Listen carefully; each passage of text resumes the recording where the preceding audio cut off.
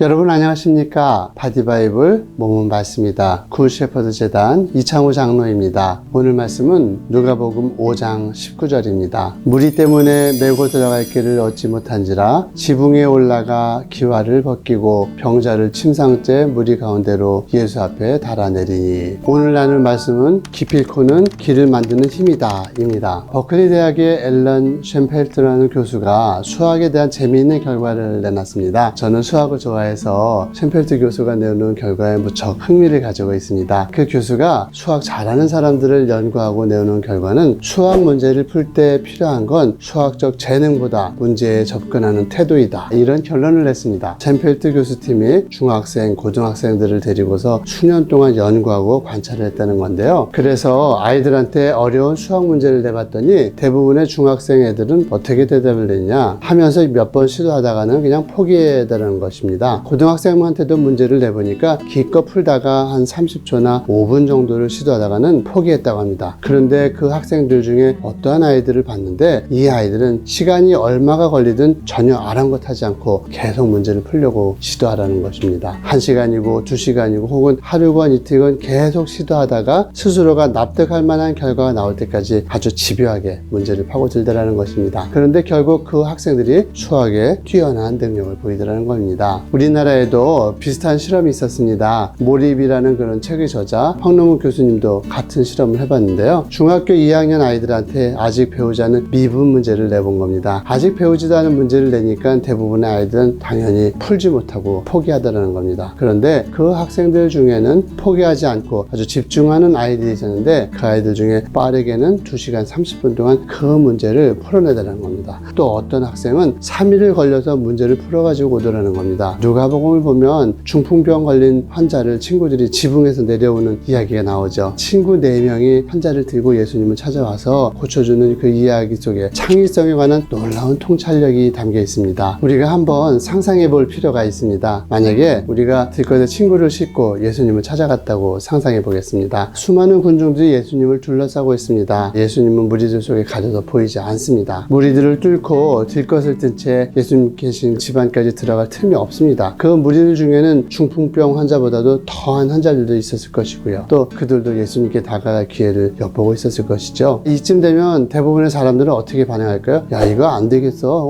이거 아주 불가능하겠어. 예수님께 도저히 접근할 가능성이 없어. 그냥 다음 기회를 하자 라고 했겠죠. 그러나 이 4명의 친구들은 포기하지 않았습니다. 그들은 아무도 생각해내지 못한 기발한 생각을 해냅니다. 고정관념을 깨는 창의적인 생각을 해냈죠. 꼭 문으로 들어가야 되나? 문이 없다면 그냥 지붕을 뚫고 들어가면 어떨까, 이런 생각을 한 것이죠. 한자 성어에 대도무문이라는 말이 있죠. 큰 도에 이르는 길에는 문이 없다는 뜻입니다. 내가 들어가는 것이 곧 문이라는 뜻이죠. 내가 가는 곳이 길이고요, 내가 들어가는 곳이 문이다. 지붕으로 들어가면 지붕이 길이 되는 거고 문이 되는 것입니다. 이게 대도무문입니다. 4명의 친구가 해낸 창의적인 생각은 얼핏 보면 단순한 것 같고 또 별것 아닌 것 같지만 전혀 그렇지 않습니다. 지붕을 뜯어서 예수님께 도달하겠다는 발상 자체가 아주 놀라운 창의성입니다. 이 친구들의 창의성이 어디서 나온 것일까요? 바로 그들의 심령에서 나온 것입니다. 기필코 사랑하는 친구를 살려내고 말겠다. 길이 없고 문이 없다면 길을 만들고 문을 만들어서라도 반드시 해내고야 말겠다는 그들의 아주 적극적인 삶의 자세가 창의적인 믿음을 출산하는 것이죠. 그들에게 이와 같은 적극적인 믿음과 집념이 없었다면 그들 또한 포기했을 것입니다. 다음 기회로 유보했을 것입니다. 문제를 만나면 절망하고 길을 포기하는 사람이 있습니다. 그러나 문제를 만나면 길을 만들어내는 사람이 있습니다. 문제가 오히려 기회가 되고요, 새로움을 창조해내는 디딤돌이 되는 그런 사람들이 있습니다. 그냥 한번 해본다, 기필코 해내겠다, 이는 하늘과 땅의 차이입니다. 소극적인 삶의 자세에서는 아무것도 나오지 않습니다. 자신감도 나오지 않고요, 새로운 아이디어가 나오지 않습니다. 불평과 원망밖에 나오지 않죠. 그러나 깊이 있고 해내겠다는 사람에게는 모든 것이 나옵니다. 수많은 새로운 아이디어와 무한한 에너지와 바다와 같은 잠재력이 쏟아져 나오는 것입니다.